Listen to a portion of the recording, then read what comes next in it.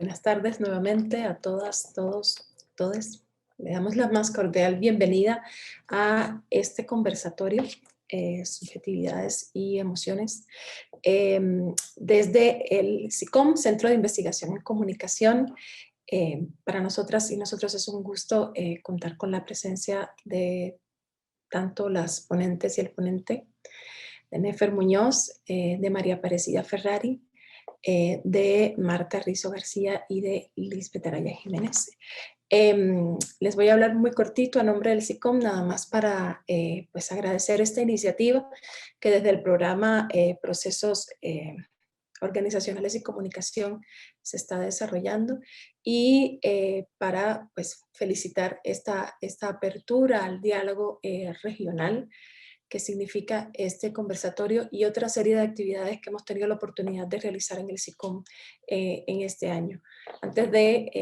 Hace un rato estábamos hablando de las oportunidades que ofrece la virtualidad, ¿verdad? De cómo el aislamiento físico tiene su peso, ¿verdad? En las emociones y en otros aspectos de nuestra vida, pero también nos permite estar aquí hoy, a pesar de la distancia, de las distancias, y poder intercambiar desde una perspectiva regional, desde un diálogo múltiple, ¿verdad? Y diverso, acerca de preocupaciones que tenemos desde la investigación, pero también desde la docencia y la acción social, que son elementos muy importantes para el SICOM.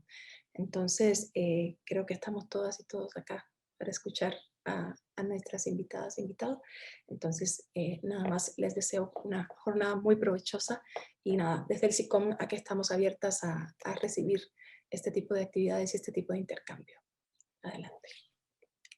Muchas gracias, Janet. Bienvenidas y bienvenidos. De verdad que es un placer tenerles en esta casa virtual que hoy el SICOM abre las puertas para un nuevo debate con amigos, con amigas, con queridas personas con las que nos juntamos, pensamos, reflexionamos, buscamos categorías para entender nuestro mundo complejo.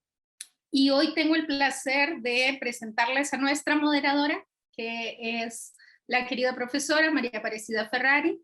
Ella es profesora en la Universidad de Sao Paulo, en la ECA, la Escuela de Comunicación y Artes, libre docente allí. Es doctora en Ciencias de la Comunicación, también por la USP, con pasantía en estudios en la Universidad de Maryland, en Estados Unidos. Tiene una maestría en Ciencias de la Comunicación, también de la USP, y es socióloga. Ha trabajado y trabaja en el área de relaciones públicas, tanto de la Universidad Anhembi Morumbi como de la Universidad Metodista y de la USP. En la Metodista, también en Sao Paulo, trabajó desde el 87 hasta el 2009, dirigiendo la Facultad de Relaciones Públicas en el periodo 2001-2008. Además, coordinó la licenciatura en este mismo énfasis por casi 10 años. La profesora Ferrari es parte del equipo del programa de posgrado en Ciencias de la Comunicación Colectiva de la Universidad de Sao Paulo y dirige investigaciones tanto en el nivel de maestría como de doctorado como de postdoctorado. Desarrolla investigaciones financiadas por el Fondo de Apoyo a Investigación de ese mismo estado, FAPESPI, y mantiene convenios de cooperación con Uruguay, Mozambique, Colombia y Ecuador. Ha desarrollado actividades de enseñanza e investigación en universidades de Argentina, Uruguay, Chile, Costa Rica, Perú, Colombia y Ecuador. Y participó en la creación de una entidad muy importante para nosotras y nosotros, que es la Asociación Brasileira de Investigadoras e Investigadores de la Comunicación Organizacional y Relaciones Públicas, ABRAPCORP. Aparecida, te dejo la palabra.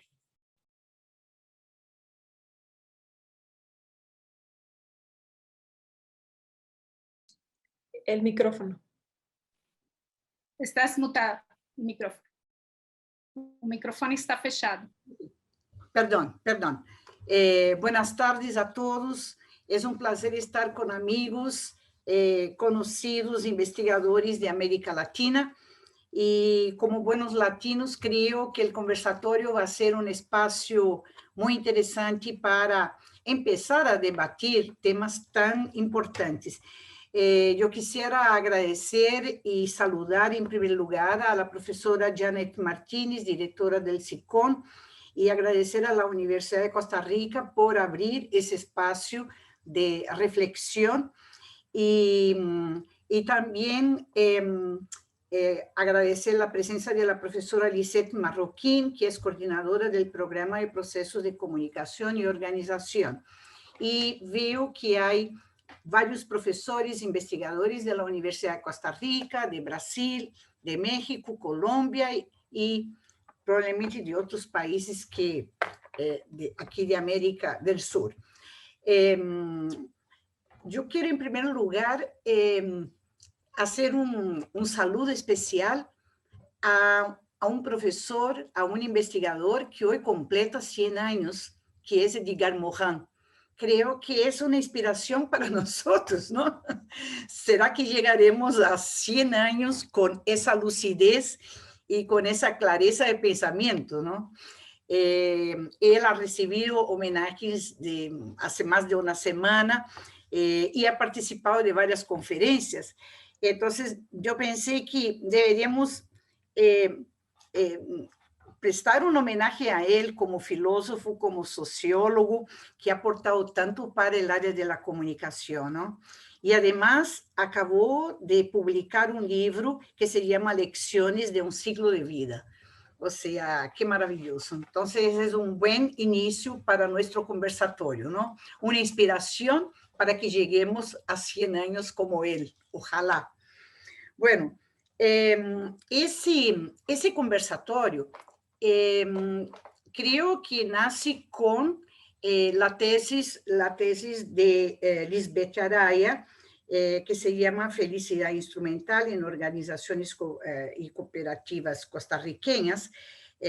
Y, en primer lugar, quiero presentar a los tres miembros que van, evidentemente, debatir el tema de la subjetividad contemporánea y emociones colectivas.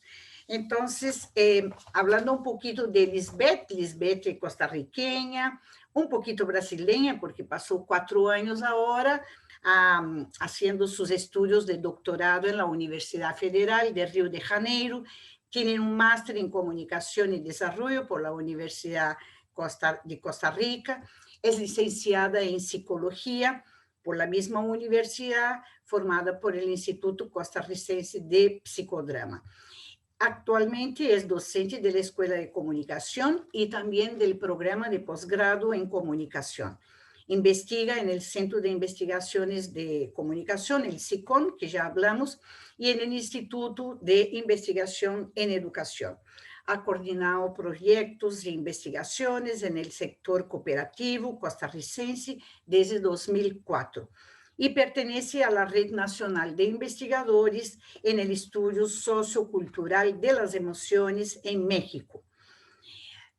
Ahora me cabe presentar a la profesora doctora Marta Rizo García, profesora e investigadora de la Academia de Comunicación y Cultura de la Universidad Autónoma de la Ciudad de México, profesora de posgrado en estudios en la ciudad de la misma universidad. Es investigadora del Sistema Nacional de Investigadores del Consejo Nacional de Ciencia y Tecnología de México. Coordina el Grupo de Investigación Comunicación Intersubjetiva de la Asociación Mexicana de Investigadores de la Comunicación y es vicecoordinadora del GT, del Grupo de Trabajo de Teoría y Metodología de la Investigación en Comunicación, que nosotros llamamos de ALAIC. Tiene un doctorado, una maestría y una licenciatura en Comunicación por la Universidad Autónoma de Barcelona. Forma parte del comité editorial de una docena de publicaciones mexicanas e internacionales y sus líneas de investigación son la comunicación intercultural, epistemología de la comunicación, comunicación intersubjetiva e interpersonal, cuerpo y comunicación. Podría estar aquí hablando por horas del currículum de la profesora. Y también saludar al profesor Nefer Muñoz Solano, que es profesor adjunto de Literatura Española y Latinoamericana en la Universidad de Dallas, en Estados Unidos. Antes de su carrera académica, trabajó como periodista para periódicos y revistas de su país, Costa Rica, y también para servicios de noticias internacionales, así como a la British Broadcasting Corporation en Londres. Tiene una maestría en estudios latinoamericanos de periodismo por la Universidad de Nueva York y su doctorado en lenguas latinas y literatura en la Universidad de Harvard. Antes de Dallas, enseñó literatura, comunicación en la Universidad de Costa Rica. Asimismo, ha sido profesor de lengua española y portuguesa, así como teoría literaria, estética, novela y estudios latinoamericanos. Y ahora, en unos minutos antes, hablamos en portugués. Tiene un portugués perfecto. Así que presentados los tres profesores investigadores, profesora Lisbeth, profesora Marta y profesor Nefer, vamos a dar entonces inicio al debate, ¿no? Y nosotros pensamos mucho en el trabajo que desarrolló Lisbeth en Brasil, el tema de la felicidad instrumental, y cómo ese tema está muy presente en el tema. Empezaríamos tratando de la racionalidad y de la emocionalidad, ¿no?, contemporánea, a partir del tema de las emociones, ¿no? Entonces, ese binomio entre razón y emoción, y pensando en la sociedad contemporánea y de todos los desafíos y de todas las incertidumbres que estamos viviendo y no sabemos para dónde vamos con todo eso, yo haría una pregunta en primer lugar para los tres, pero quizá dirigido más a Lisbeth y a profesora Marta. Si podemos decir que las emociones son una construcción sociocultural que están insertas en las relaciones de poder y códigos propios en un momento histórico, político, geográfico, ¿cómo podrían ustedes reflexionar sobre ese tema, problematizar ese tema en ese minuto en nuestra sociedad, con tantas dificultades, sean ideológicas, sean culturales, políticas y económicas? Les doy la palabra y ahora peleen por ella, por favor. Gané, ya gané. Muy bien, Marta, adelante, dale. Bueno, gracias, María Aparecida. Un saludo a todas y a todos. Me da muchísimo gusto estar acá. Y bueno, mi vínculo con Costa Rica empezó siendo académico y terminó siendo académico y emocional. Entonces, pues viene muy al caso estar en este espacio de debate, porque pues me siento muy a gusto con Costa Rica, con Lisbeth, con todas las personas que nos acompañan desde allá. Entonces, con muchísimo gusto. Con respecto a esta primera cuestión que nos plantea María Aparecida, yo traté de plantearme ciertas preguntas, más que respuestas al tema de las emociones. Traté de plantearme ciertas como inquietudes o preguntas que me suscita este debate entre racionalidad y emocionalidad.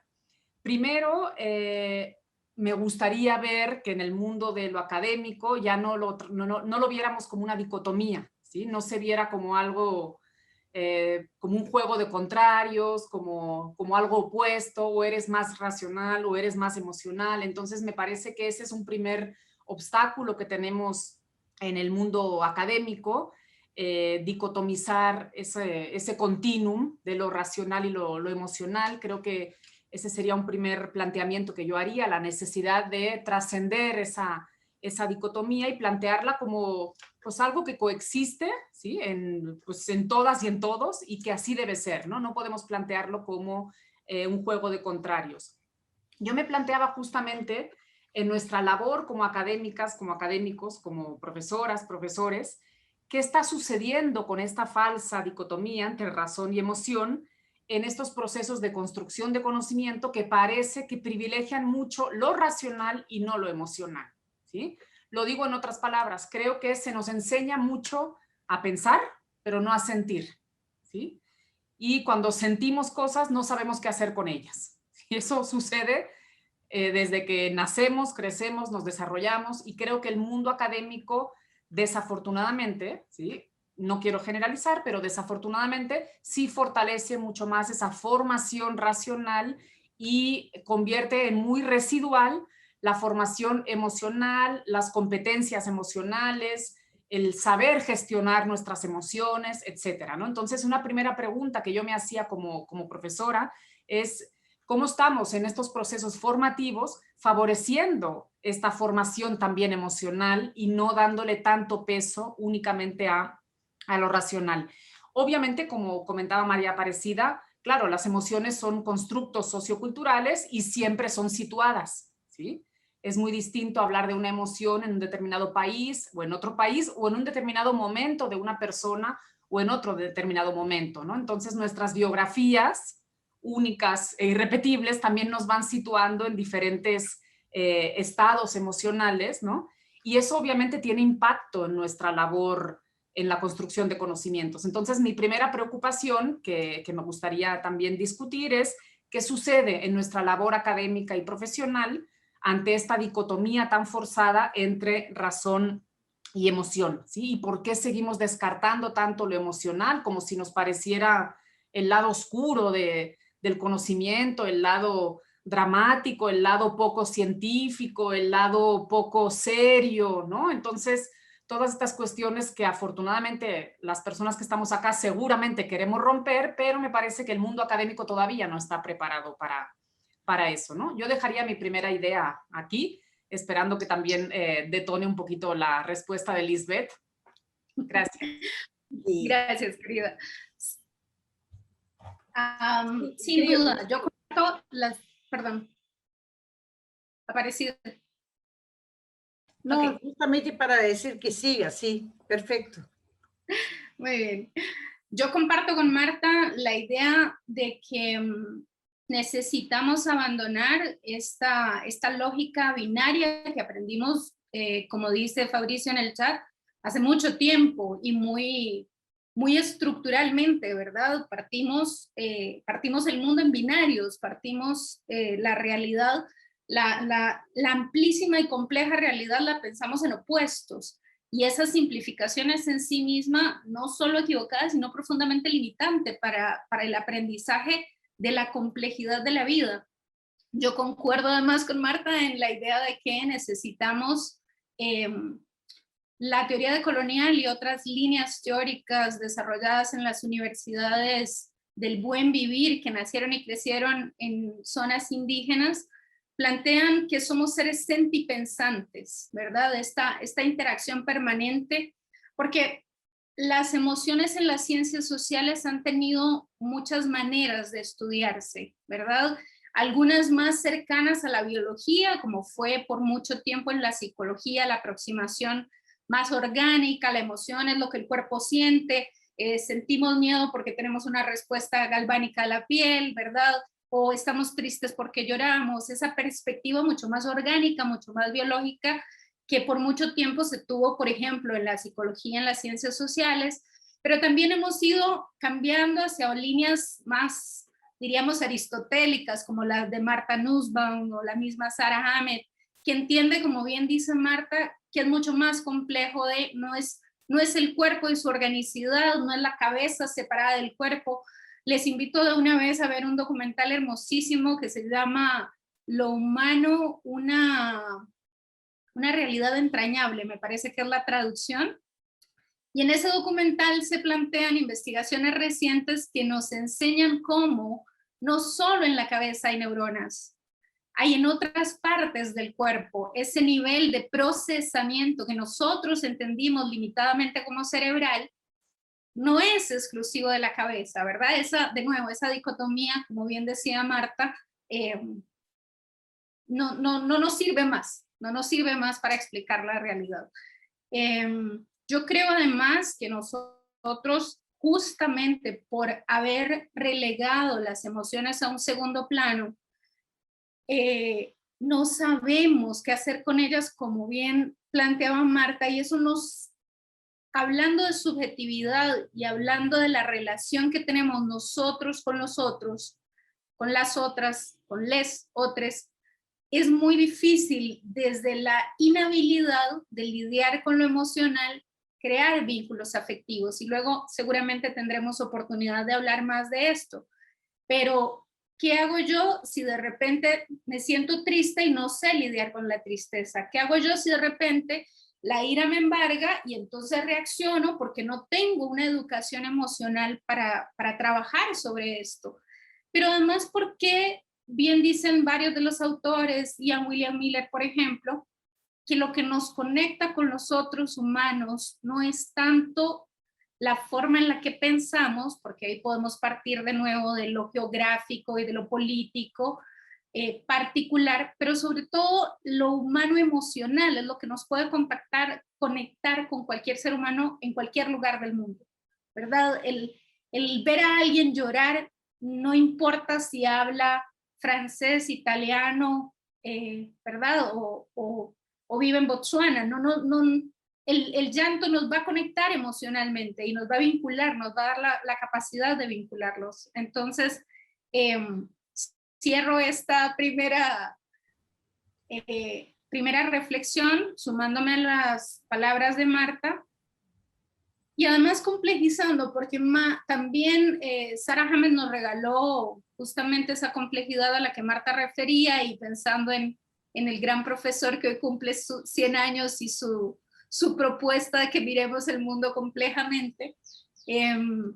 Sara Hamed dice, por la vía de separar esa lógica cartesiana, de poner la razón allá arriba y la emoción acá abajo, también creamos otras jerarquías. Creamos unas jerarquías en las que las emociones están abajo en general, pero hay sujetos asociados con emociones que también los pusimos en esa jerarquía, como bien nos ha explicado la teoría colonial, y uno piensa, mujeres, indígenas, campesinos, ¿verdad? Se les ha reclamado este exceso, se nos ha reclamado a las mujeres este exceso de emocionalidad, y, ¿verdad? Esas jerarquías se mantienen y se perpetúan. Pero también hay unas emociones que han sido consideradas superiores a otras, ¿verdad? La felicidad, que estudio en la tesis de doctorado, que nos tiene acá, afortunadamente, justamente está sobrevalorada. En la tesis yo discuto ampliamente, y agradezco a las colegas y los colegas que leyeron el texto y lo observaron y le hicieron hermosos y maravillosos sugerencias, cambios, ajustes. Gracias por la compañía en el proceso de aprender. Justamente en la tesis yo digo, la felicidad está sobrevalorada, como otras emociones, ¿verdad? Podemos después profundizar en eso si quisiéramos. Perfecto. Yo quisiera hacer ahora, traer a Nefer a esta conversación. Y yo pensé, mientras Marta y Lisbeth hablaban, yo pensaba, Nefer ahora en Estados Unidos, y hablando tanto de el eurocentrismo, esa búsqueda que la gente de América Latina, o sea, que investigadores también, que nosotros tuvimos durante tantos años y siglos, siempre mirando hacia arriba al hemisferio norte, que nos exigía esa racionalidad o esta razón, ¿no? ¿Qué podría decir de ese mundo del hemisferio norte con lo que las dos profesoras comentaron? Ahora sí, gracias, profesora Aparecida, y gracias a todas las colegas y todos los colegas del SICOM que están hoy presentes. Estoy muy feliz de estar en este conversatorio. La pregunta es muy pertinente porque es una pregunta sobre la mirada, cómo nos vemos y cómo nos entendemos o nos desentendemos. Y en esta historia hay muchos desencuentros, ¿verdad? De diferentes niveles de fuerza y de poder, ¿no? A mí me gustaría comenzar esta reflexión con algo que he venido pensando, porque el marco, el punto de partida es la tesis de Liz, y Liz en su tesis habla de la felicidad en este momento del capitalismo, que es la fase neoliberal por la que estamos viviendo, pero está enmarcado en la modernidad. Y es interesante porque la modernidad es un término que no fue acuñado por un sociólogo o por un científico o por un literato, sino por un poeta. Quien comenzó a usar el término modernidad fue un poeta francés, Charles Baudelaire, ¿no? Y es un poeta quien comienza el uso del término modernidad. ¿Y cómo lo concibió Baudelaire al hablar de modernidad? Bueno, para él la modernidad encierra lo efímero, porque estamos viviendo en un momento acelerado y la felicidad considerada como ese anhelo que tenemos está enmarcada en la modernidad. La modernidad, según Baudelaire, encierra lo efímero, lo fugitivo, ¿verdad?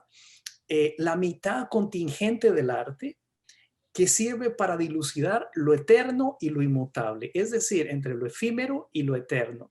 Y, según Baudelaire, el arte tiene como misión capturar esa esencia efímera. Ahora, cuando yo pienso la felicidad dentro de este marco de la modernidad que Lisa está analizando, quiero pensar también en una mujer importantísima, en una crítica importantísima que es Svetlana Boym. Cuando ella habla y dice que la modernidad es una crítica de la modernización, porque la modernidad para Svetlana Boym es acerca del hecho de convertirnos nosotros en sujetos, hombres y mujeres, en sujetos críticos de la modernización. ¿Cómo entender la modernidad y la felicidad dentro de la modernidad? Como sujetos críticos de la modernización, de la industrialización, de todo lo que sucede a nuestro alrededor. Y lo que dice en esta teórica Svetlana Boym es que no debemos vivir una vida acelerada, y esto es parte del sistema de los Estados Unidos, en esta pregunta que me hace la profesora Aparecida, este ritmo acelerado de la modernidad que nos impone desde arriba a Estados Unidos, y Svetlana Boym dice, no deberíamos vivir en este ritmo acelerado, o tener el último aparato, el último iPhone de moda, y dejarnos llevar por esa velocidad de la que nos empuja la modernidad. Porque en el momento del capitalismo que nos empuja el neoliberalismo, la velocidad es muy importante. El multitasking es muy importante. Y este momento acelerado que vivimos impide el pensamiento crítico. Y eso es importantísimo como profesores y profesoras, porque pensar toma tiempo. No es algo que se puede hacer rápido.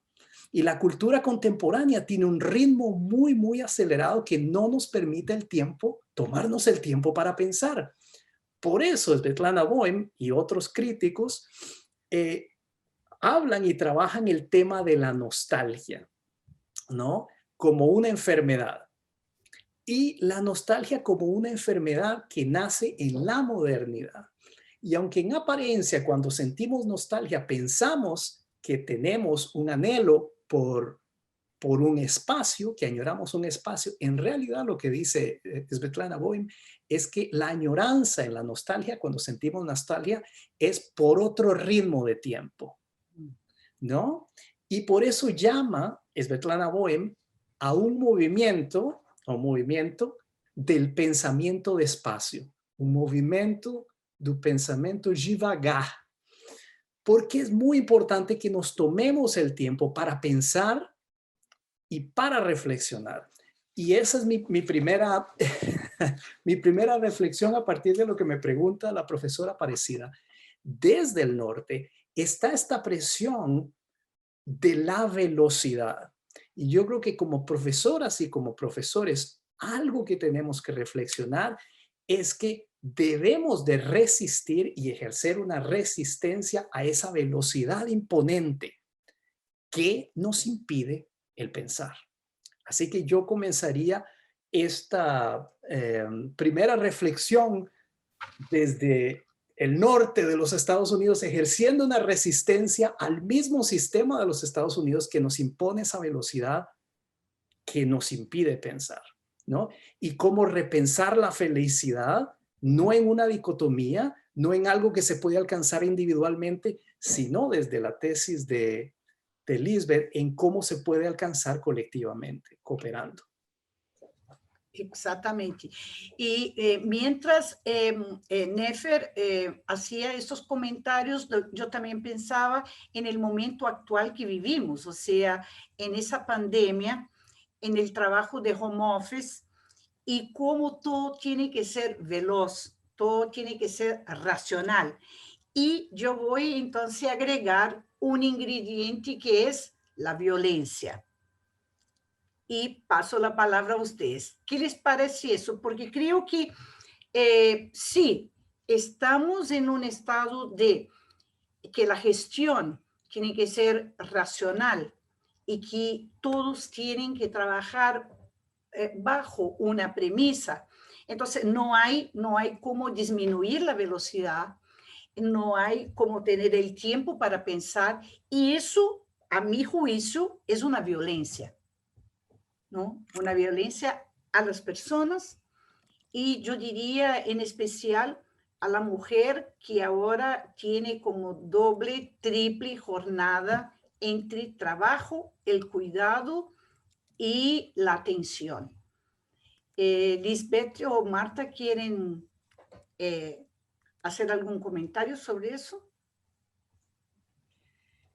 Pues empezando por esto último que comentas, la dimensión de género también, importante para pensar esta relación entre emocionalidad, racionalidad, felicidad, construcción colectiva, etcétera, ¿no? Este último comentario que hacías, María Aparecida, sobre la carga que pesa sobre las mujeres, mucho más que sobre los hombres, en este contexto de la pandemia.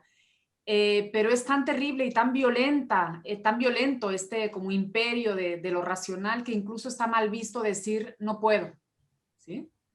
Está mal visto, es como un fracaso, ¿sí? Es un fracaso público decir estoy cansada, no me siento bien para hacer esto ahora, no puedo pensar más, tengo sueño, o sea, todo ese tipo de cuestiones orgánicas, emocionales, sensoriales, de sensaciones que tenemos las personas después de tantos meses de encierro, incluso están mal vistas, ¿no? Se ve como algo negativo, como algo que no es propio de una académica, ¿no? Si además esa académica es mamá de niños chiquitos, etcétera, etcétera, ¿no? Entonces todo eso creo que es una forma de violencia simbólica fuertísima, que va muy de la mano con lo que comentaba Nefer en torno a este imperativo de la rapidez o a este imperativo del ser productivos, ¿no? Yo sí algo extraño es el pensar lento y el escribir lento, ¿sí? De repente digo, ya, no voy a escribir ningún paper ahora, no importa, ¿sí? Quiero sentarme y tener meses para pensar una idea, para cocinarla lentamente, con cariño, masticarla bien, ¿sí? Porque si no parece que estamos siendo como en este imperio de la productividad que se nos impone muchas veces desde el mundo académico, no se puede pensar lento, porque es como acabas un paper, tienes que hacer otro y además cuantos más hagas, mejor, porque te van a pagar más y vas a ser más famoso, etcétera, etcétera. Entonces se me hace muy perverso el sistema, ¿sí?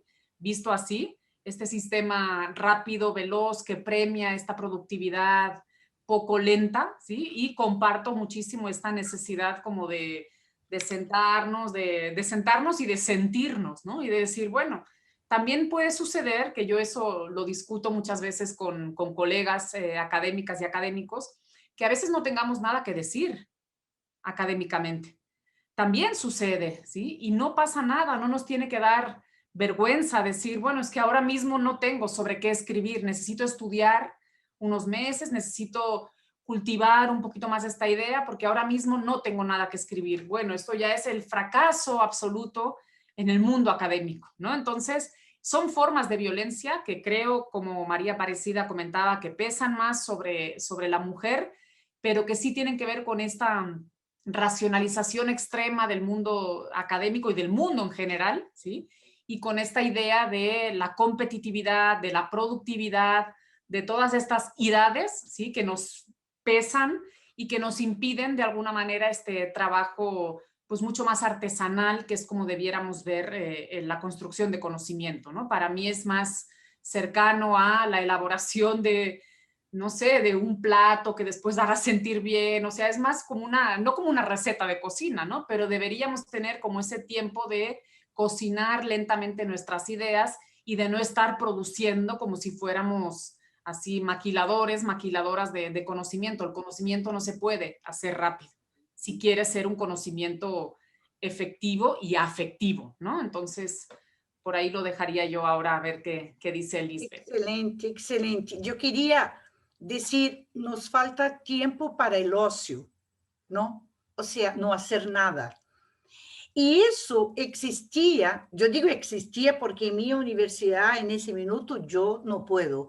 El sabático, ¿no? El sabático es justamente ese tiempo en que el académico, el investigador, tiene que salir de la rutina y estar ahí a pensar, como dice Marta, no decir nada, hasta que llega un momento en que venga una idea, no sé, pero parece que eso es algo como prohibitivo, o sea, ya una persona que no tiene nada que decir, le falta neuronas, muy probablemente, ¿no? O sea, nos juzgan de esa manera. ¿Qué te parece, Lisbeth? Me parece que tenemos muchos puntos en común, solo encuentros hay aquí, en este encuentro. Yo quería solo enfatizar en algunas cosas que ya decían Nefer y Marta. Creo que la imagen de la máquina nos sirve, ¿verdad? Nos sirve porque es opuesta a lo humano, afectivo. La efectividad de la racionalidad neoliberal que Nefer colocaba se opone a lo humano afectivo. Solo negando, como Marta lo planteaba, el cansancio, la tristeza, la duda, la incertidumbre, el desconocimiento, solo bajo la premisa de negar esa parte de lo humano, nosotros podemos ser estas maquinitas eficientes en cualquiera de los ámbitos, en el nuestro académico, pero solo desde ahí podemos producir y producir y producir, ¿verdad? Porque no hay espacio para el sentir.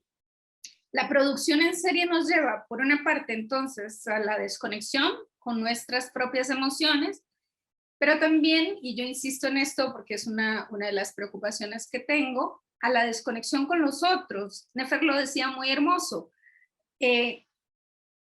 Necesitamos pausa, necesitamos ir despacio, porque igual que para pensar, como dice Marta, para crear vínculos también se requiere tiempo. Yo no puedo vincularme de manera profunda con alguien que no conozco, y menos si además no me conozco a mí porque estoy desconectada de mis propios afectos, ¿verdad? Entonces, ¿cómo podríamos? Y es muy contradictorio porque nuestra sociedad es muy lógica, muy paradoxal, ¿verdad? Muy paradójica. Porque, a ver, se propone todo el tema del trabajo en equipo, se propone todo el tema, como decía Marta, de la gestión de las emociones vía coaching, por ejemplo. Entonces sea eficiente porque usted sabe cómo liderar, porque usted puede entrar en un equipo y hacer parte de ese equipo y cumplir la tarea, pero es todo en el nivel de lo superficial, porque entrar de verdad a trabajar, a crear equipos, requiere crear, entre muchas otras cosas, confianza. Y yo no puedo confiar si no tengo tiempo para encontrarme con esa otra persona y saber cuáles son sus debilidades, cuáles son sus fortalezas, cómo es, cómo piensa, cómo siente, qué le gusta, dónde le aprieta el zapato, ¿verdad? Entonces, creo que esta imagen de la máquina nos ayuda, y nos ayuda también el final de la reflexión de Marta, de la maquila, de los seriados, ¿verdad? Porque ¿qué es lo que acabamos haciendo en esta lógica cuando se lleva a la academia? De que tenemos colegas que producen en serie, porque no hay manera de producir a esa velocidad si no es una repetición de más o menos lo mismo, ¿verdad? Cambiadito aquí, cambiadito allá, pero eso también nos pasa en otros ámbitos de la vida. El pensamiento crítico, como decía Nefer necesita pausa. Y también la necesitan, por ejemplo, las chicas y los chicos en la escuela para aprender, ¿verdad? O en el colegio o en la vida. Porque aprender también no puede ser en ese ritmo de la velocidad. Y quiero cerrar esta parte de la reflexión puntualizando sobre la idea del vacío. María Aparecida Ferrari decía, necesitamos ocio. El término ocio es el trabajo, la empresa, el negocio es la negación del ocio, literalmente, etimológicamente. Y es muy loco porque claro que necesitamos ocio, porque solo en el vacío podemos crear, ¿verdad? La repetición se produce bajo la lógica de que no hay espacio para otra cosa. Para crear de verdad necesitamos la pausa. Bueno. Perfecto. Hay un otro punto que creo que podríamos enganchar en esa conversación, que es, bueno, no hablemos del binomio, pero cuando hablamos del individualismo y del colectivismo también, cuánto esta sociedad nos empuja, nos lleva a una individualidad y cuánto eso afecta a las emociones y a las relaciones. ¿Qué te parece, Nefer? Aquí yo tengo un ejemplo. Estaba pensando en este eje de la conversación, precisamente individuo versus colectivo. Y el primer ejemplo que he estado reflexionando es el de las vacunas durante esta pandemia. Y el ejemplo que puedo dar desde Estados Unidos, viviendo aquí dentro del sistema, una de los fragmentos de la tesis que me voy a permitir releer o citar de Lisbeth, dice, bueno, ya lo escribí en portugués, pero dice, a ella no le interesa, uno de los aspectos fundamentales, me parece a mí, entre individuo y colectivo, es la felicidad como consumo, como mercadería, ¿no? Y ella dice que no le interesa en sí la felicidad como mercadería, como producto en sí, pero los efectos que produce en la subjetividad, las consecuencias que produce en la subjetividad cuando esa felicidad es un producto. Y por eso es que quiero poner el ejemplo de las vacunas anti-COVID, porque desde el ámbito científico se ha promovido y desde la academia la importancia como colectivo de que las personas sigan los lineamientos científicos y las recomendaciones médicas para que todos nos beneficiemos del fin de la pandemia si la gente se vacuna, ¿verdad? Y aquí en Estados Unidos muchas personas y alrededor del mundo también han hecho oídos sordos a vacunarse porque dicen, bueno, mi sistema inmunológico es superior, es muy bueno, no lo necesito, sin pensar en el colectivo y en el beneficio comunitario. Y entonces el ejemplo que se me ocurre es lo que han tenido que hacer distintos estados para poder convencer al individuo del beneficio colectivo, que es un absurdo, que es la promoción de regalías, regalos, premios. Entonces, por ejemplo, en Ohio, el estado de Ohio creó una lotería donde se puso de premio $1 millón. Entonces, muchísima gente comenzó a vacunarse para poder tener ese premio individual de $1 millón y no para el beneficio colectivo de la inmunidad de rebaño. En otros estados, por ejemplo, algunas universidades comenzaron a crear premios y loterías también para rifar la matrícula. Como sabemos, en Estados Unidos la matrícula en una universidad es carísima. En algunas va de $40,000 a $60,000 al año de matrícula. Y algunas universidades comenzaron a hacer loterías de matrícula y mucha gente comenzó y ha estado inscribiéndose en estas loterías para poder beneficiarse de la matrícula. El caso más común es el de regalos. Por ejemplo, donas, rosquillas, ¿verdad? Y la gente se ha inscrito para poder recibir de regalo una rosquilla, que es una satisfacción efímera, ¿verdad? Pero son distintas estrategias que estados han comenzado a tener para poder convencer a los individuos. Pero aquí me parece muy claro ese conflicto entre lo individual, yo me voy a beneficiar individualmente de algo, y no en el pensamiento colectivo del beneficio que podría producir. Así que ese es el primer ejemplo que se me ocurre desde los Estados Unidos en digamos, en esta tensión entre lo individual y lo colectivo.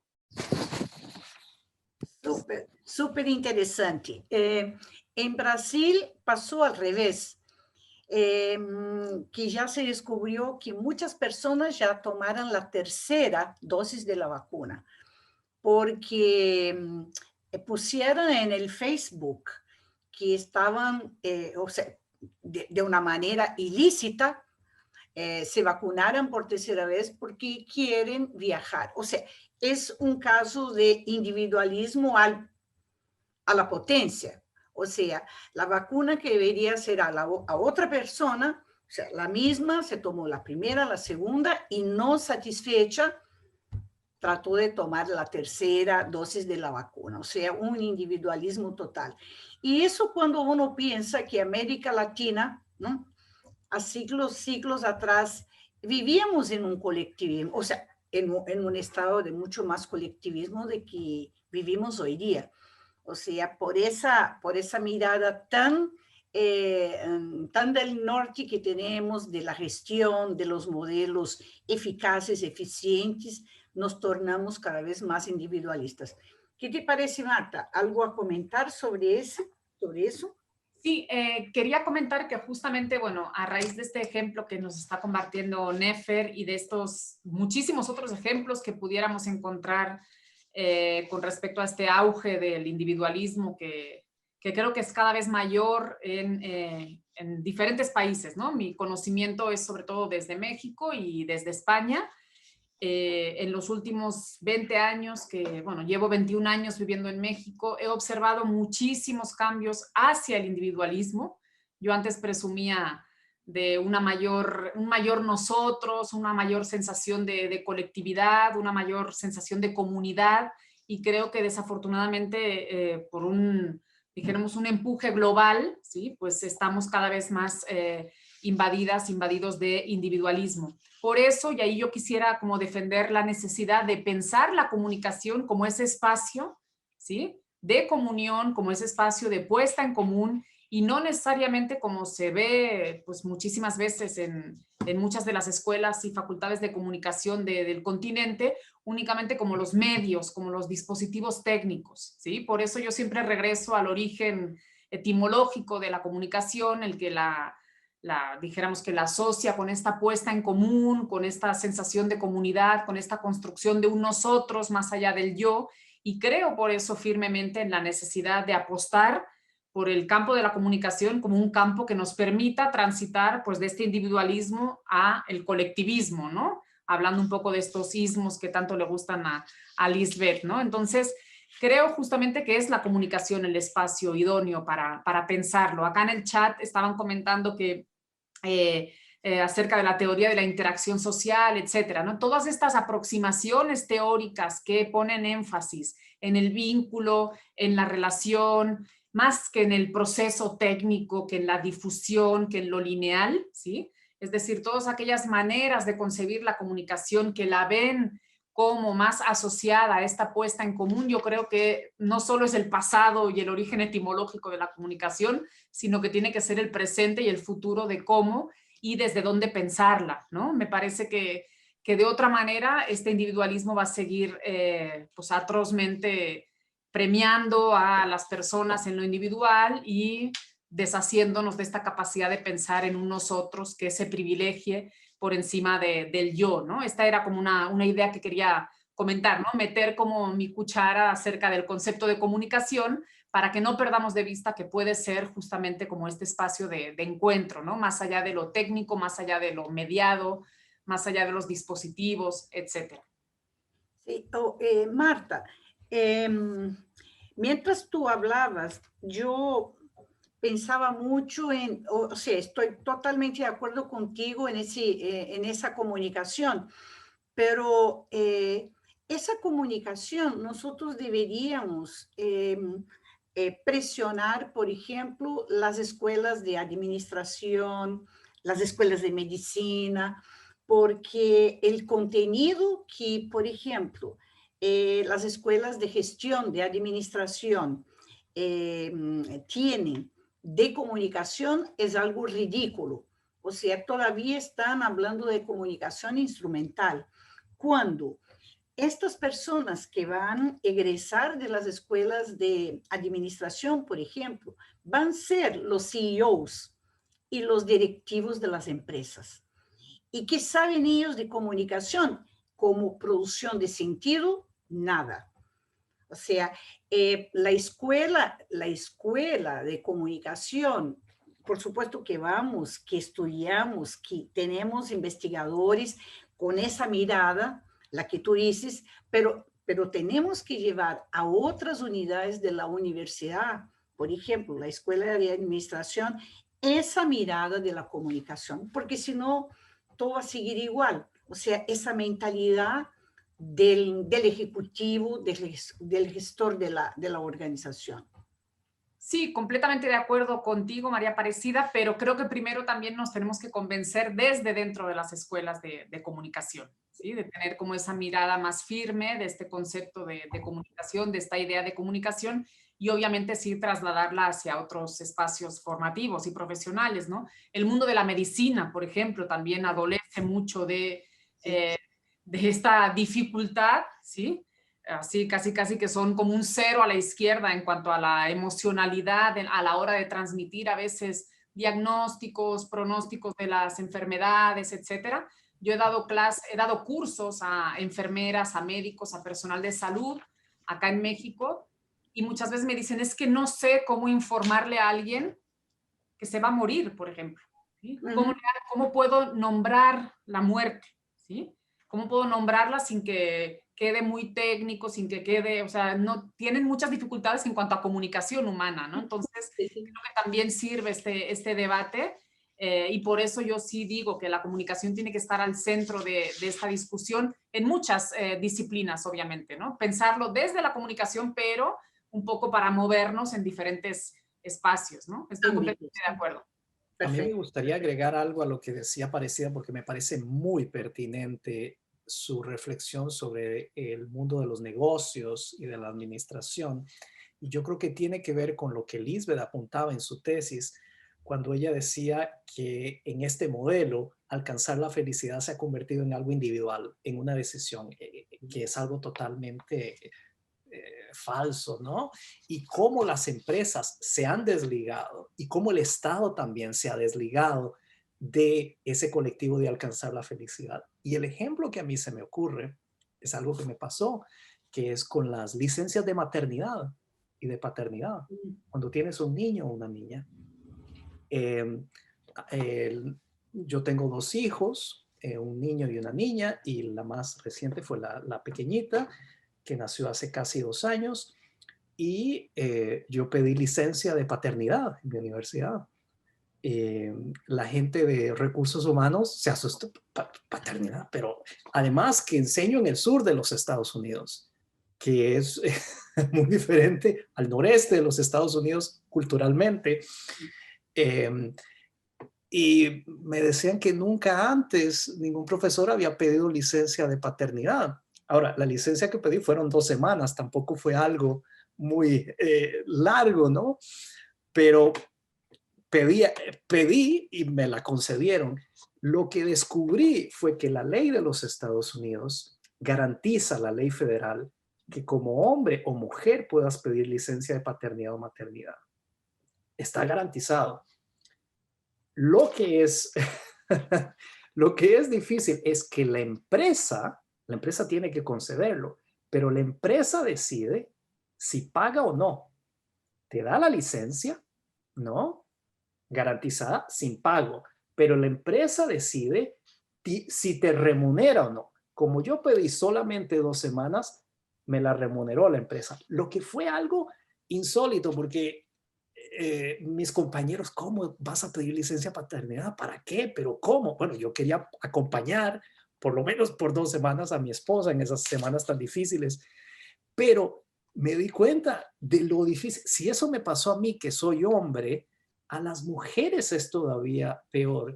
Y ahí vemos de nuevo el conflicto de lo individual versus lo colectivo. ¿Cómo permitirle a una mujer, a una madre que quiere estar con su bebé, es un impedimento? Algo que otorgaría felicidad desde la empresa o del Estado, no se otorga, no se otorga. Entonces, para mí este es otro ejemplo de esa tensión, de ese conflicto entre individualismo versus el colectivismo en este objetivo de alcanzar la felicidad y de cómo las empresas se desligan y el Estado también. Lisbeth. Yo quiero retomar, wow, tengo un montón de cosas importantes. A ver, quiero retomar una idea que Marta planteaba al final y luego me voy a permitir también ligar la reflexión sobre lo que Nefer acaba de decir en las empresas. El tema de la vulnerabilidad, Marta lo señalaba con cómo alguien del área de salud comunica una muerte, ¿verdad? Cómo nos enfrentamos con esa parte de la comunicación, lidiando con una emoción que tiene que ver con la máxima de las vulnerabilidades humanas, con dejar de existir, ¿verdad? Y yo creo que ahí justamente podríamos encontrar una serie de claves, por lo menos para intentar explicar parcialmente cómo llegamos a esta lógica tan marcada que sobrevalora el individuo. Creo que Alex lo colocaba en el chat, decía, bueno, vivimos en colectivo, pero no dependemos del colectivo para la sobrevivencia.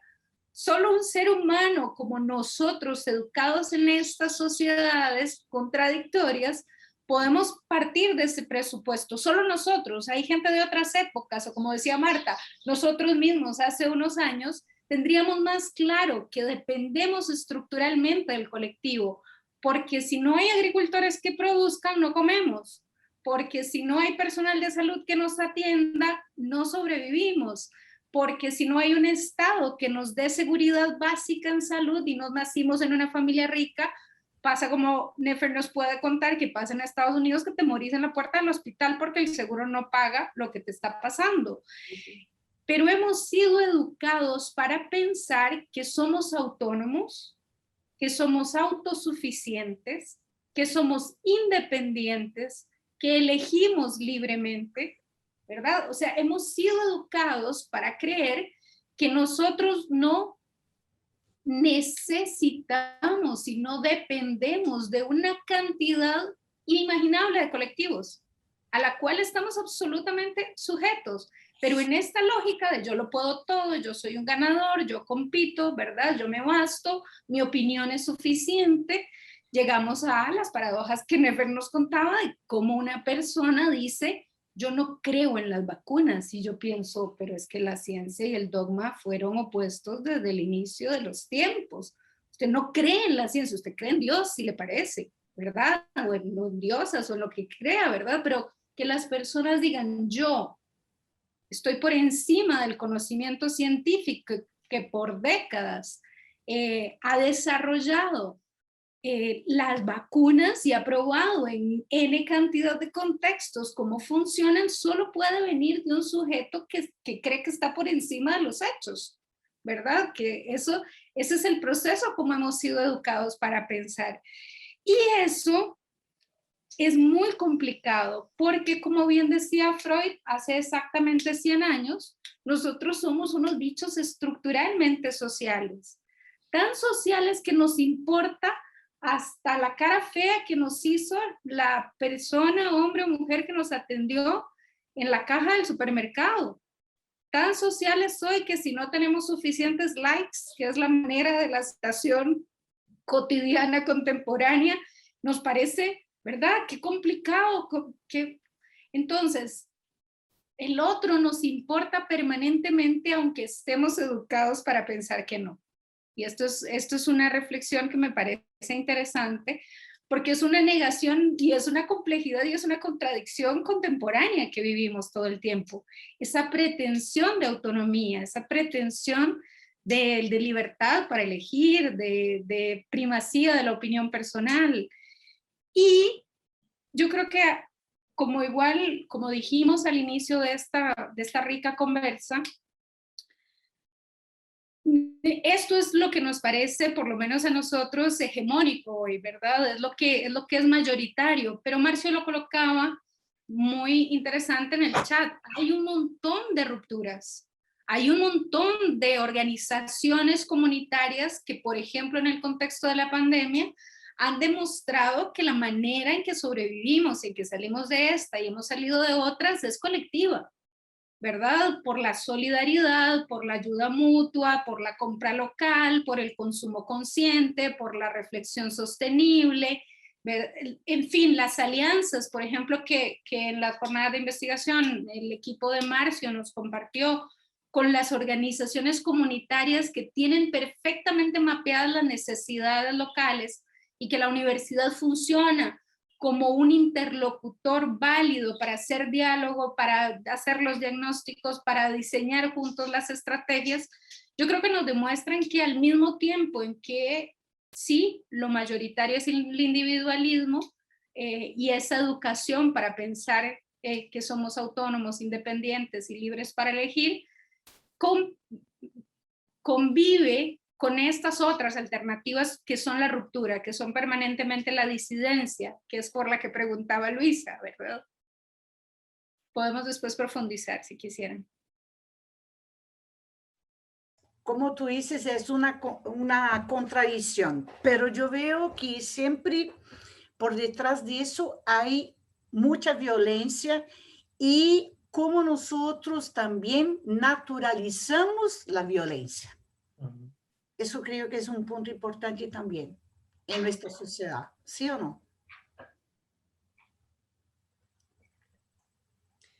Sí, yo creo que se nos ha acostumbrado, y especialmente a las mujeres, a vivir estas situaciones de violencia. Bueno, el ejemplo que ponía Nefer también creo que es parte de una violencia que viven muchos hombres que deciden libremente pues, ejercer su paternidad y se les es negado por su ser varón, ¿no? Entonces, que pareciera que no deben tener como esas emociones de querer acompañar al bebé, etcétera, ¿no? También hay una construcción de la masculinidad muy terrible y muy violenta, ¿no? En ese sentido, pero especialmente en el caso de las mujeres creo que sí hay una naturalización absoluta de las realidades que vivimos cotidianamente, que son violentas y que muchas veces ni siquiera logramos identificar como violentas, ¿sí? Sí.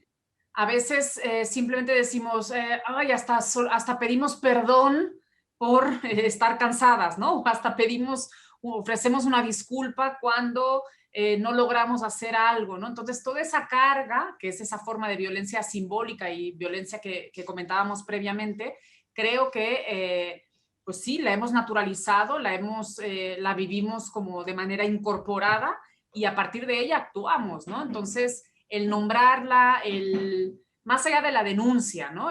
Solo el hecho de nombrarla, el compartirla, el hacerla como algo colectivo, ¿sí? Porque otra vez no es que yo, Marta, viva la violencia, es un nosotros el que nos debe preocupar, es un nosotros, una nosotras, ¿no? En este caso, si hablamos como mujeres, creo que no podemos vivirla como algo individual. Es lo mismo que, continuando con este ejemplo que ponía Nefer, el tema de la crianza, ¿no? La crianza no es un tema individual. Maternar no es un asunto de la madre y el bebé. Maternar requiere toda una red colectiva de apoyo, ¿sí? Para que esas niñas, esos niños crezcan, y no solo cuando son bebés, sino cuando van creciendo. Entonces, desde esa propia concepción de la crianza tan individual que parece que en el mundo occidental se ha impuesto, ¿sí? Pasando por esta educación basada en premios y beneficios o en castigos, ¿no? Todo este tipo de cuestiones que privilegian lo individual son formas de violencia que ya las tenemos, ya nos hacen, ¿no? Hacen parte encarnada de nosotros, ¿no? Ya hacen parte de nuestra manera de operar en el mundo, ¿no? Desafortunadamente. Entonces, estar aquí y poder mencionarlo, yo creo que ya es un paso adelante, ¿no? Ya es una manera de alguna manera de ir destapando esta naturalización de la violencia que vivimos. Exacto, exacto. Bueno, vamos a aterrizar un poquito en el tema de las relaciones interpersonales. Y ahí quizá una pregunta para poder juntar toda esa discusión. ¿Cómo se aterriza eso en las relaciones interpersonales y principalmente en el ámbito organizacional? O sea, ¿será que podemos lograr la cooperación y la competencia o la confianza, desconfianza? O sea, no hablar de polos como dijo Marta, pero es que existe la competencia, la cooperación, la confianza, la desconfianza. ¿Cómo vemos eso en nuestros escenarios latinoamericanos, o sea, en nuestros países, ¿no? ¿Quién quiere empezar? ¿Lisbeth? Sí, gracias. Yo tengo primero la impresión de que Nefer se quedó con algo en el tintero, pero creo que... Ok. Por favor, Nefer. Bueno, una de las, bueno, gracias a todas, a todos y a todos los que están contribuyendo en el chat. Me encantan todos los aportes, muchísimas gracias. Uno que me llama mucho la atención es el de Marcio y me gusta muchísimo porque no tengo una respuesta, pero me hace pensar. Y como dice Marta, no tengo la respuesta, pero bueno, está bien. Dice Marcio, ¿qué piensan los invitados y las invitadas sobre formas de resistencia? Me encanta el reto, estrategias afectivo-emocionales y estéticas en el contexto del trabajo y en colectivos o comunidades. ¿Cómo podemos pensar en las pequeñas subversiones? Me gusta esto, como tácticas cotidianas. Me parece muy, muy pertinente. Bueno, por ejemplo, el hecho en el caso de la licencia de paternidad, pidiéndola. En la licencia de maternidad, pidiéndola, visibilizándola. Yo creo que esa es es una forma de hacerlo y comenzar a normalizar cosas que nos parecen que son marginales, ¿no? Pongo un ejemplo, no tiene que ver con la felicidad ni con esto, pero por ejemplo con nuestro hijo. Cuando tratamos de visibilizar la violencia contra las mujeres y la ausencia de la mujer como en la literatura. Por ejemplo, cuando le leemos un libro o cuando él ve una película y le preguntamos, ¿y quién era el personaje principal? ¿Era una mujer o era un niño? ¿Por qué no había mujeres como personajes principales? Y ya él solito comienza a decirnos cuando no hay actores femeninos en los libros que lee o en las películas que ve. Entonces él ya activamente está subvirtiendo y provocando resistencia.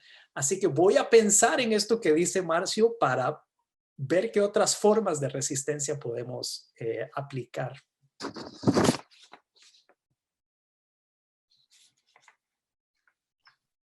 Perfecto. Volvemos entonces a Lisbeth. Gracias. Yo quería, Aparecida, retomar una cosa que me olvidé de decirla cuando Nefer planteaba lo de el trabajo, específicamente que nos preguntas ahora. Creo que una de las razones por las cuales hemos perdido hay muchas razones, pero una de ellas por las cuales hemos perdido lo que hace décadas las generaciones anteriores ganaron como derechos laborales y conquistas en la no explotación en el trabajo, tiene que ver también con esa primacía del sujeto individual, ¿verdad? Porque si estamos compitiendo unos con otros, no nos podemos aliar para defendernos. Si estamos buscando que yo sea el ganador y el empleado del mes y el que tenga el mejor desempeño y el que consiga la estrellita, ¿verdad? Y como decía respecto al comentario de Alex, que era muy pertinente, así fuimos educados, así pensamos, ¿verdad? Así fuimos enseñados a pensar. Entonces, enseñadas a pensar de esta manera. Entonces, si el otro es permanentemente un competidor, si el otro es permanentemente vivido como amenaza, ¿cómo voy yo como trabajadora en ese ámbito específico a aliarme con los otros? Porque Federico Del Ponte en uno de sus libros lo dice muy, muy claramente, ¿verdad? El trabajo es una tragedia universal, así lo dice él. Y justamente tendríamos quienes hacemos investigación y quienes pensamos en nuestro caso en la comunicación, entender que el lado más frágil es la y el trabajador. Lo dijo Marx hace 200 años, pero también por estos niveles de dependencia que tiene hoy el trabajador, la trabajadora, en una sociedad donde la productividad es el centro, ¿verdad? Y donde se crea a propósito la dinámica del desempleo como una forma también de hacer que la gente acepte condiciones que son, digamos, inhumanas, en algunos casos inhumanas, en algunos casos indignas, inclusive, ¿verdad? Nosotros pues tenemos unas condiciones evidentemente de privilegio, pero hay gente que el tema del trabajo y de su individualidad y de su sobrevivencia pasa incluso por la dignidad, ¿verdad? Y esa es una reflexión que es muy importante hacer en términos de cómo esto se materializa en el ámbito del trabajo. Hay otras también que podríamos, claro, reflexionar. Lisbeth, creo que un ejemplo paradigmático a esto que estás comentando es Amazon. Y vos en tu tesis hablabas de que es interesante cómo uno, digamos, está esta ilusión de que uno se siente libre en el trabajo cuando más bien se está esclavizando. Y hablabas, ponías la reflexión del filósofo coreano Han, ¿no? De que vivimos en esa mezcla entre deber y poder.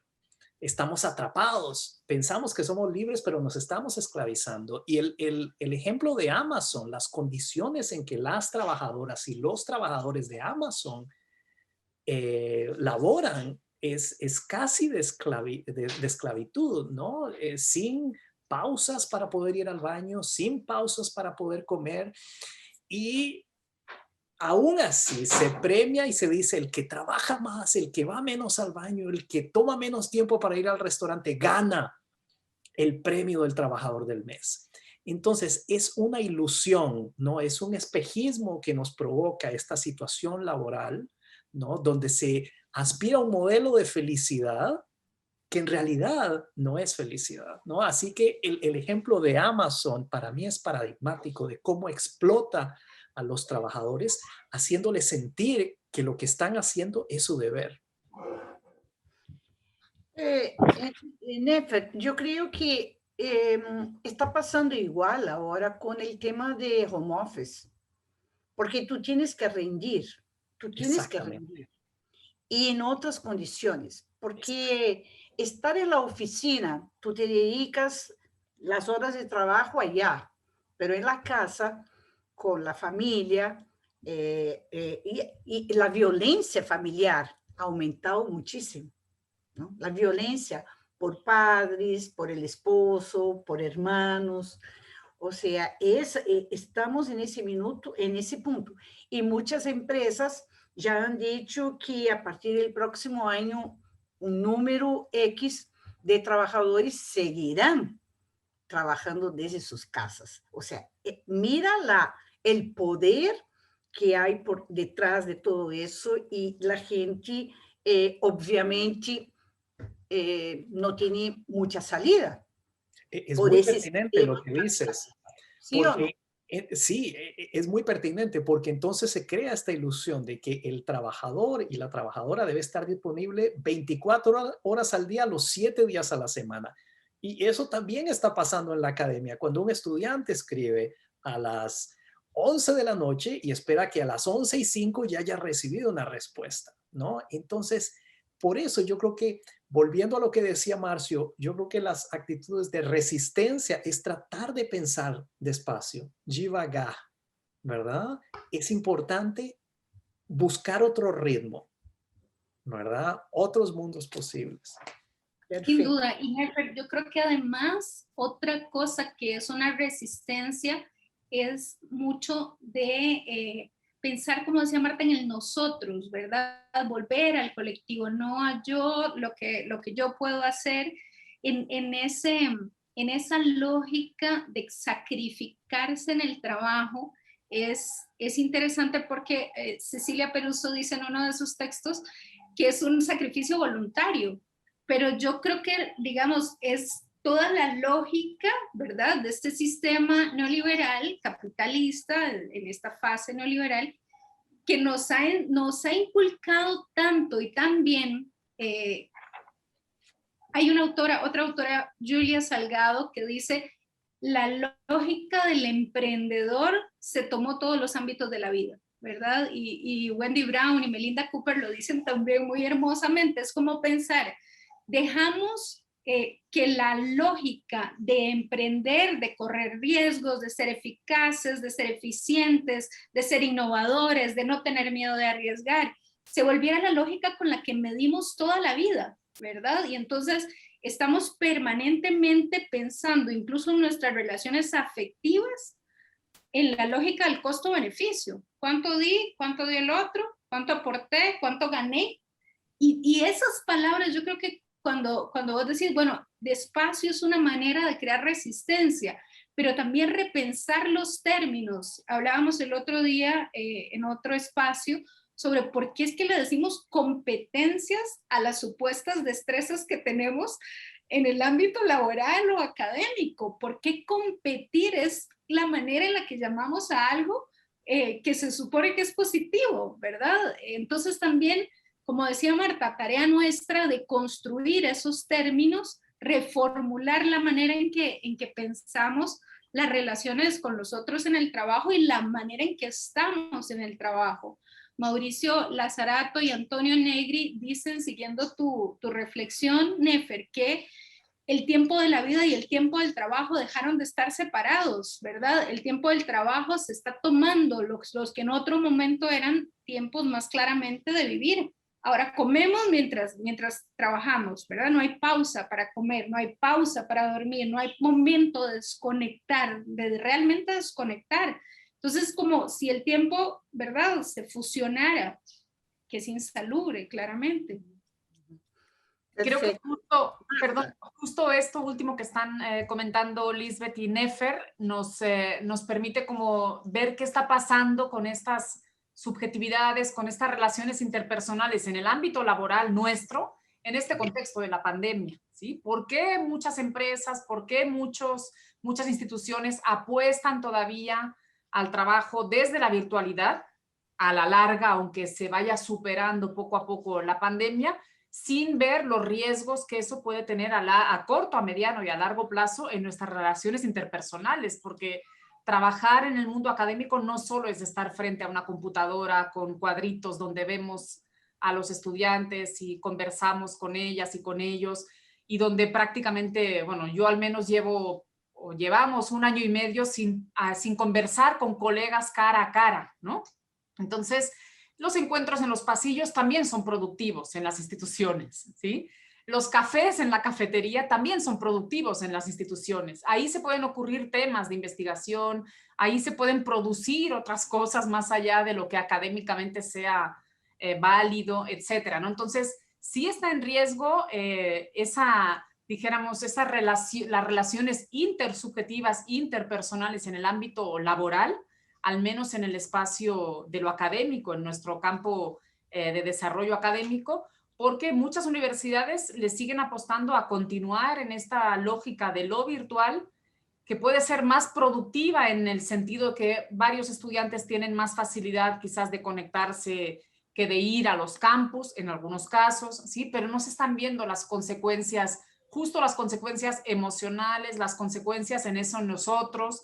Las universidades no se pueden construir también pensando solo desde el yo, desde una casa, desde un sujeto individual. Necesitan esa convivencia, esos espacios colectivos, ¿no?, para existir. De hecho, la propia idea de universidad, ¿sí?, es la diversidad en un mismo espacio de encuentro, ¿no? Entonces, me parece que sí está en riesgo las relaciones interpersonales, al menos en el mundo académico, ¿no? Y creo que pues también una forma de resistirnos a eso es generar este tipo de espacios para, no sé si es denunciarlo la palabra, al menos nombrarlo. A mí me parece que la palabra sí tiene un efecto, ¿sí? La palabra produce cosas, la palabra es performativa, ¿sí? Entonces, nombrar lo que nos está pasando a nivel emocional con esta distancia, nombrar lo que nos está pasando cuando no nos gusta hablar de competencias, cuando deberíamos hablar de destrezas, nombrar lo que nos pasa cuando queremos escribir y pensar lento, ¿sí? Todo eso me parecen formas de resistencia. Y ponerlas en comunicación unos con otros, pues eso ya es maravilloso, ¿no? Porque creo que son formas también de pensar, bueno, no estamos solas, no estamos solos, hay más personas que pueden estar sintiendo cuestiones parecidas a lo que una siente, ¿no? Entonces creo que sí hay un riesgo en las relaciones interpersonales, regresando un poco a lo que nos preguntaba María Aparecida, y me parece que las instituciones deberían tener la obligación de velar también por la salud emocional de los trabajadores, de las trabajadoras, lo que tú decías, Lisbeth, pero al final lo que más cuenta es pues quién entregó más, quién hizo más y en menor tiempo, ¿no? O sea, la idea del tiempo también a mí me obsesiona muchísimo no es que me obsesione, pero me parece muy importante pensar cómo estamos pensando el tiempo, ¿sí? ¿Por qué el no hacer nada está tan mal visto, ¿sí? ¿Por qué el tiempo tiene que ser, a ver, en una hora, ¿cuántas cosas eres capaz de hacer? No, pues media, ¿no? Así alcanzo a hacer, no, pues ¿cómo? Deberías hacer 15, ¿no? En una hora, o sea, en una hora debes, además de criar hijos, debes estar escribiendo, debes preparar un PowerPoint y debes atender cuestiones de la casa y todo a la vez, ¿sí? Eso es lo que se premia como destreza, ¿sí? El multitasking. Exacto. Y si lo pones en Twitter, mejor. Además, tiene que saberlo el mundo, que eso también es parte de esta lógica de la visibilidad narcisista, que digo yo, de la que fomentan muchas redes sociales digitales, ¿no? Además de sentirlo, de pensarlo, debo decirle a la gente, oigan, estoy haciendo la cena a la vez que escribo un paper, a la vez que converso en Zoom, a la vez que me acabo de bañar, me acicalo el cabello, porque además tengo el imperativo que debo estar bella ante los ojos del mundo, hago 7 cosas a la vez, por favor, sépanlo, ¿no? Entonces, esa idea del tiempo productivo también es terrible, ¿no? Entonces, creo que es una forma de resistencia el solo hecho de estar aquí nombrándolo, ¿no? Sí, creo que debemos hacer más reuniones, más conversatorios como esses para poder ir viralizando, ¿no? Nuestra reflexión, porque nosotros somos elementos importantísimos como profesores, como investigadores, tenemos una misión muy importante que es justamente abrir el espacio para la discusión, el debate y la crítica, ¿no?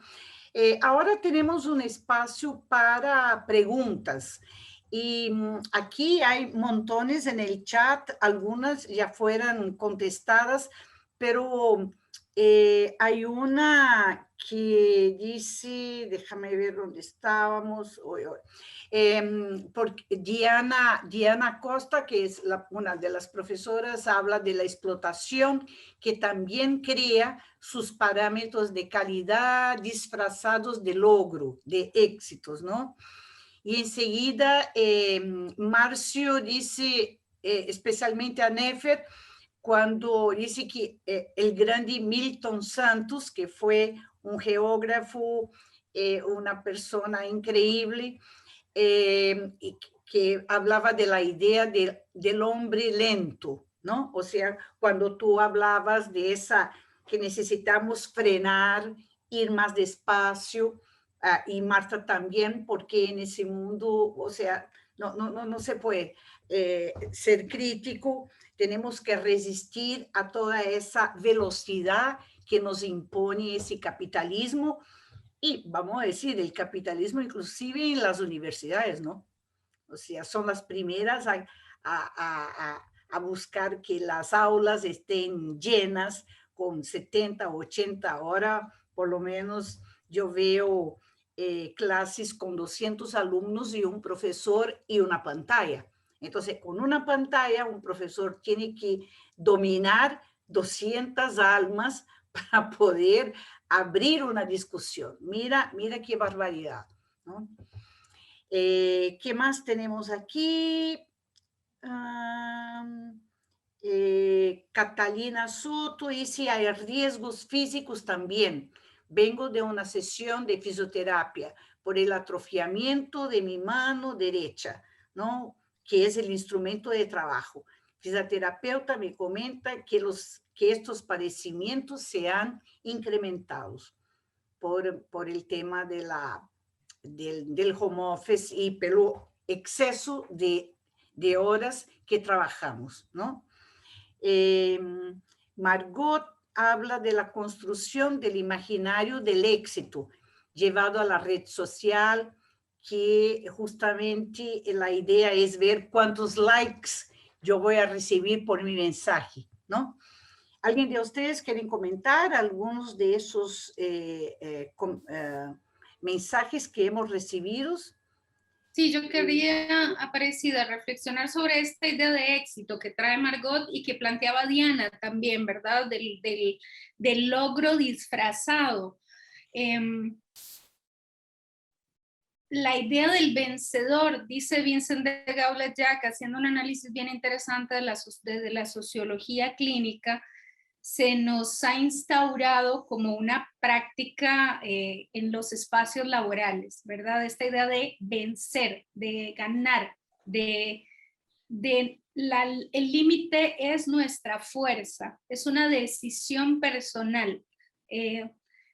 Y por supuesto que esto es no solo una falacia, pero además es muy problemático, porque entonces si nosotros y nosotras tenemos la obligación de ser exitosos, y además no solo de serlo en el trabajo, porque si ustedes se fijan hay una demanda también.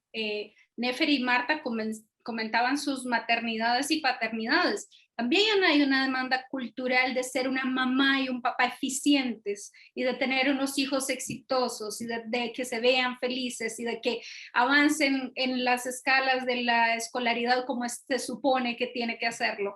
Entonces hay una normalización, ¿verdad?, de estos patrones al mismo tiempo que hay una patologización de quien no lo cumple, ¿verdad? El yo exitoso, el yo bien sucedido, sería lo contrario justamente a esa persona fallida, a esa persona, y si hay algo que nuestra sociedad juzga con mucha fuerza, es el loser, es el perdedor, ¿verdad? Es la imagen que todas y todos de alguna manera tenemos ahí de fondo pensando, bueno, no puedo hacer muchas cosas, pero no puedo ser un perdedor.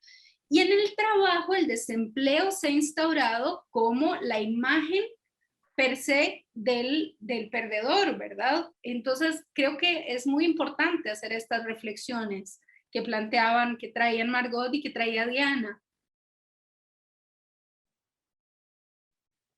Ahí yo agregaría dos elementos. Las etiquetas, cómo se conceptualiza el winner, el loser, el ganador y el perdedor, es algo que está muy presente actualmente en la política, y el ejemplo emblemático es Trump, ¿no? Y el cómo normaliza y generaliza el uso, ¿verdad?, de las palabras ganador y perdedor. Siendo una persona que no trabaja, ¿no? Siendo una persona tan problemática, por decirlo con un eufemismo en términos sociales, raciales, étnicos, culturales, es interesante cómo Trump genera una discordia entre los hechos y lo que en realidad es, porque lo que proyecta es una imagen de felicidad, y que es la aspiración de ese éxito del que vos referís en la tesis y del que has hablado, Lisbeth, y que es una gran contradicción, porque es seguido por muchísima gente que dice, él es exitoso, él es feliz y yo quiero ser como él. Entonces, ese es el primer caso que quería exponer. Y lo otro es lo que decías, Liz, en tu tesis del término, del concepto de autenticidad, cómo se nos empuja a ser auténticos, pero de nuevo esta es otra ilusión, ¿no? Creada también por los medios, por ejemplo, las redes sociales, y de cómo esa autenticidad, vos decías en tu tesis, vamos a ver si encuentro vamos a ver dónde está. Déjame ver aquí. Bueno, la cuestión de crear el ser auténtico, pero solo mostrar la parte positiva, ¿no? Y eso es muy interesante porque en Facebook o en cualquier red social, en Instagram, también la gente constantemente pone sus mejores cosas y parece que muchas personas son las más felices del mundo y tienen la vida perfecta, pero hay una gran disonancia, una discordancia con la realidad. Esos son los dos casos que quería aportar. ¿Y Marta? Sí, únicamente como para acabar de aportar también a otro tema que pues, no pudo desarrollarse mucho hoy, pero que creo que puede quedar para futuros encuentros, futuras conversaciones, el tema del cuerpo, ¿sí? El tema de la corporalidad y su vínculo con las emociones y con la subjetividad. Por ahí Catalina, creo, comentaba acerca de una dolencia, ¿no?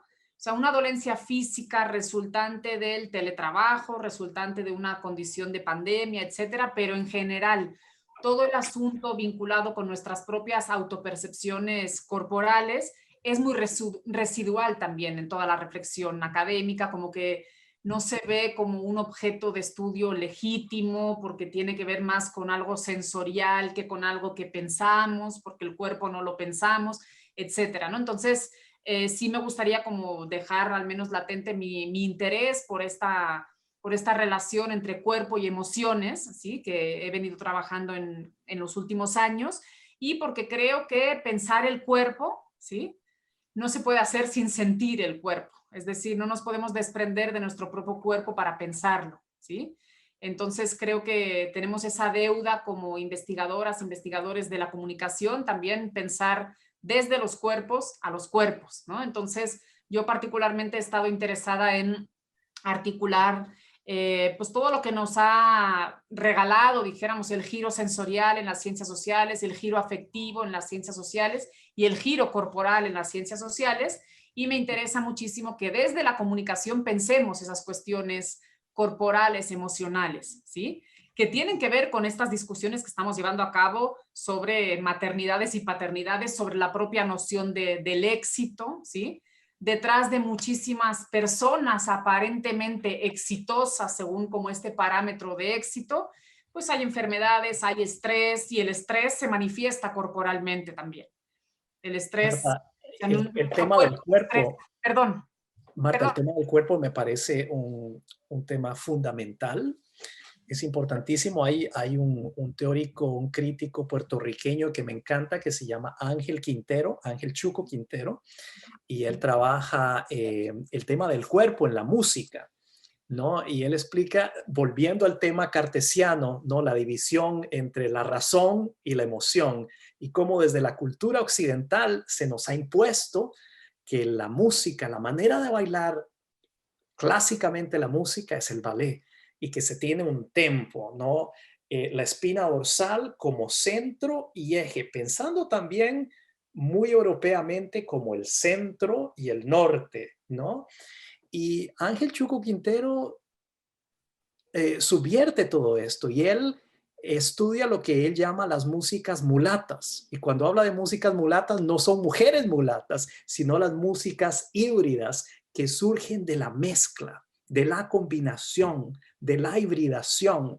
Y él dice, no, también en las músicas caribeñas, mulatas, híbridas, también hay creación cultural. No solamente con el baile del ballet se crea cultura, también bailando salsa, bailando merengue, se puede crear cultura. Y entonces él toma el cuerpo como una manera de crear, porque él, bueno, una de las cosas que dice es que desde la, digamos, cultura occidental, lo que se nos ha enseñado en la cultura occidental es que se ve y el cuerpo reacciona a esa música, por ejemplo, en el ballet. Mientras que en música como salsa o merengue, el cuerpo crea mientras está escuchando la música. Y no, mientras en el ballet se mueve primero el brazo y la pierna de una manera, en la salsa y el merengue, lo podemos decir también con la samba, no hay una manera uniforme de bailar. Entonces, la manera en que él teoriza la creación de cultura a través del cuerpo es sensacional. Así que pero además, creo también que el cuerpo sí crea, pero también el cuerpo es vehículo para conocer. Por medio del cuerpo conocemos, ¿sí? Yo claro. siempre, bueno, perdón por poner un ejemplo como muy cotidiano, ¿no? Pero mis hijos de 4 años, ¿sí? Niño y niña, mellizos, en sus clases, todas virtuales, que es terrible, o sea, 15 meses tomando sus clases a través de una computadora, pero la belleza de escuela a la que han tenido la fortuna de estar inscritos, todas las sesiones empezaban bailando, todas, ¿sí? Si después no veían la letra que tenían que ver ese día, no importa, ¿sí? Si ese día tenían que ver la sílaba, qué sé yo, ta, me lo invento, ¿no? No importaba, ¿sí? Porque ese día ya bailaron, ya se expresaron, ya explicaron cómo se sienten y siempre empezaron todas las sesiones, cosa que agradezco muchísimo, que a niñas y a niños se les permita eso, porque es parte de su formación también, el ser conscientes de su propio cuerpo, el poder expresar a través del cuerpo, el poder comunicar a través del cuerpo y el saber que por medio del cuerpo aprenden también.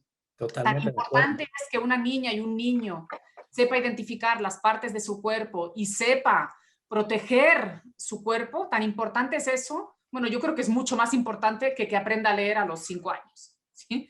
Me parece que es muchísimo más importante esta autopercepción corporal y esta manera de comprender el cuerpo vinculado con lo emocional, con lo sensorial, etcétera, que muchos otros elementos pues, más propios del conocimiento académico, etcétera, ¿no? Entonces, a mí me encantaría que pudiéramos como seguir conversando sobre el tema del cuerpo, pero pues ojalá y podamos abrir otro conversatorio porque pues sí está como, da para muchísimo el tema, no sé. Sí, da para muchísimo el tema y investigaciones también, ¿no?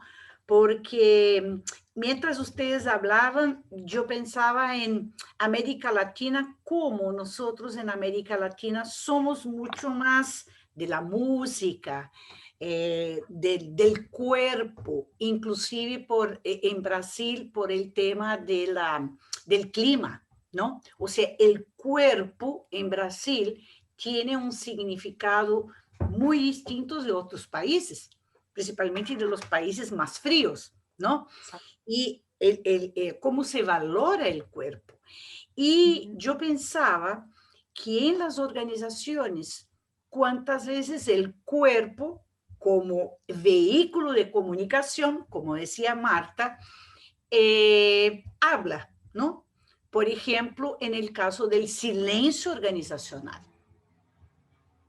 La persona deja de hablar, la persona, o sea, se comunica no hablando, o se comunica con su cuerpo cuando en un ambiente hostil o en un ambiente autoritario, ¿no?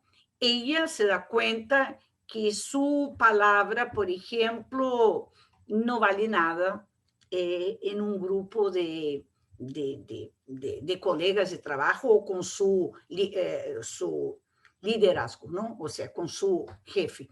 Entonces, el tema es súper importante porque de la misma manera como es un vehículo de comunicación, ese vehículo puede mostrar algo muy positivo, pero también puede silenciarse.